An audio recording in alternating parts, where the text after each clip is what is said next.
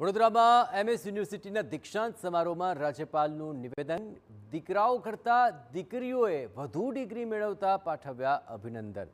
દીકરાઓને આચાર્ય દેવવ્રતે કટાક્ષ કરતા ટકોર કરી। એ દીકરાઓને અભિનંદન કે જેમણે આજે આપણી ઇજ્જત રાખી છે। હું જે કોન્વોકેશનમાં જાઉં ત્યાં 100માંથી 80 મેડલ દીકરીઓ લઈ જાય છે। દીકરાઓ માત્ર તાળી વગાડતા જ રહી જાય છે। આજે એવું કોઈ ક્ષેત્ર નથી કે જ્યાં મહિલાઓએ કીર્તિમાન ન સ્થાપ્યો હોય।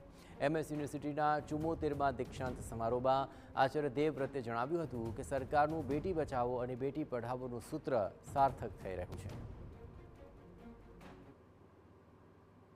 महिलाओं का हर क्षेत्र में आगे पहुंचाने का अभियान अब वो निश्चित रूप से सफल हो चुका है और आज हमारी बेटियां कोई ऐसा क्षेत्र नहीं जहां पर कीर्तिमान स्थापित ना कर रही, लेकिन आज हमने सारी ताकत जो एक दिशा में लगा दी, अब दूसरी ओर को भी संभालना पड़ेगा।